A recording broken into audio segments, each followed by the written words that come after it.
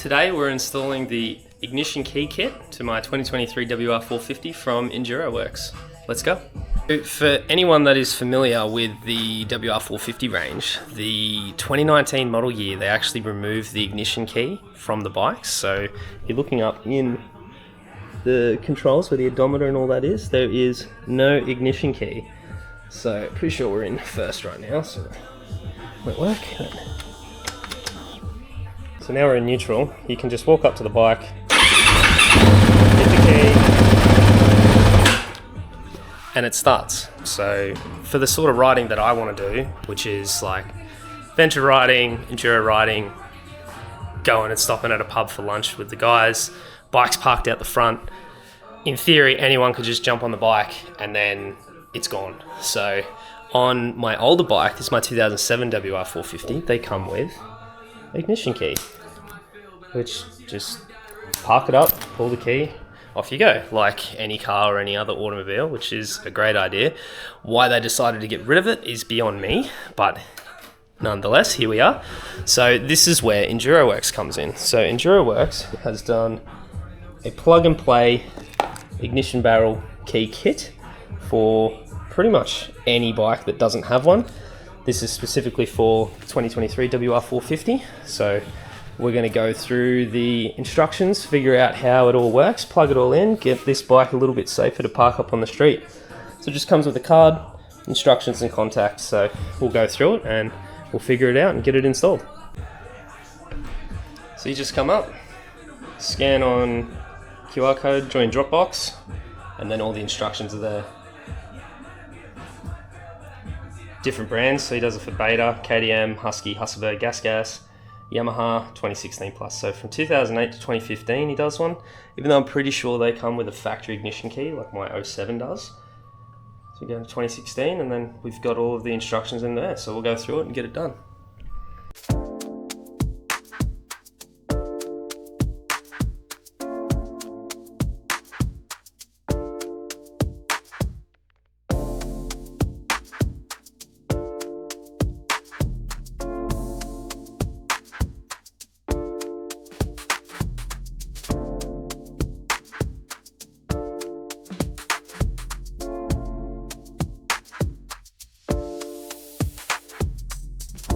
So, let the record show, this is the first time I've worked on this bike, so we are discovering some things. I only just got it, but our little grey connector is hiding just down in here, right behind the frame for the radiator guard. So we can tap into that bad boy now. So we'll tap in and get that plugged in now. It is plug and play, so we've just got a loop. So we'll unplug from the bottom, connect in, a big connector here. So there we go, that's tapped in line now. So that's what it should look like. So now we just got to tidy up those wires so they don't get caught. But what we're going to do is we'll go through and we will connect the other side. We'll go through the instructions, connect this side, make sure everything's working and the key all operates before we put it all back together. Because my time with cars, way too many times I've thought I've got it right, put it all back together, something's wrong, and then you've got to tear it all apart again. So we'll find the connectors for the other side, get it all working, and then tidy it all up. Alrighty, so here we are on the other side. So this is us tapped in once again.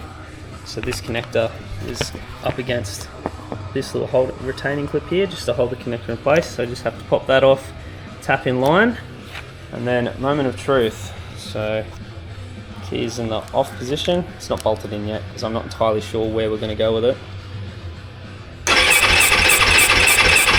Nothing. Key on.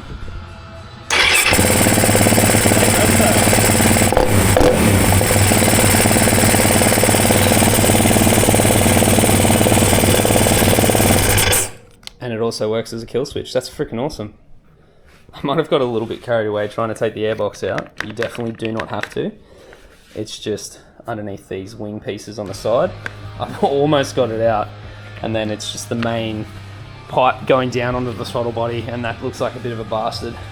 It's somewhere up in here. So I can barely even see it. So that was a can of worms that I didn't want to undo, so I stopped. Thank goodness. But yes, you do not have to pull out your actual airbox. But getting those plastics off the sides and definitely a headlight is definitely recommended. But yeah, so that's all in, that's all working. So now I've got to figure out where I'm going to put it.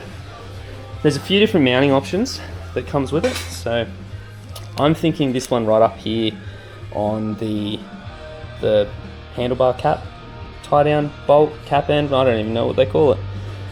I'm thinking somewhere up here, because they do also show the option to mount off on the side, coming off of your clamps for your front forks. I just don't like the look, and it does protrude ever so slightly out the side. So we're going to go with this one for now, but I do have a bar bag to go on, so this might be changed just yet. Time to put it all back together and see if I can put all the bolts that I've pulled out back in their homes.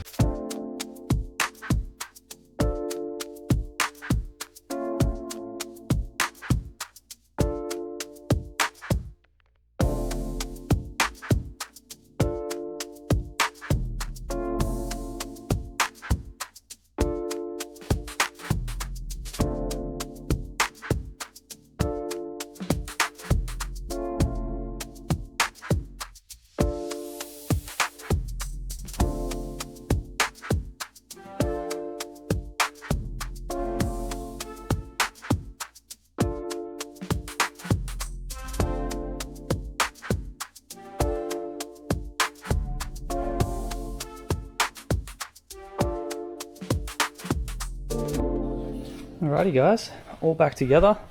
All the plastics are on there. That is the install of the Enduroworks ignition kit.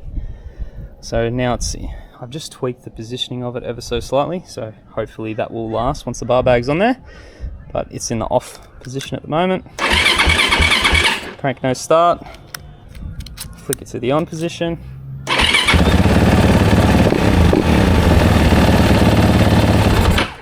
Perfect. So thank you very much to Enduroworks. That's an awesome product. It was just over $100. I think it was $110. Delivered from Brisbane, local guy from Brizzy. So nice little kit, very easy to install. The main muck around that I had personally was the radiator guard, which he does state in his instructions that some radiator guards will have to come off in order to make the kit work. And that was very much the case. I had some mucking around trying to get the wires and everything to fit in there, but there we go, all installed now, sorry. Thanks for watching.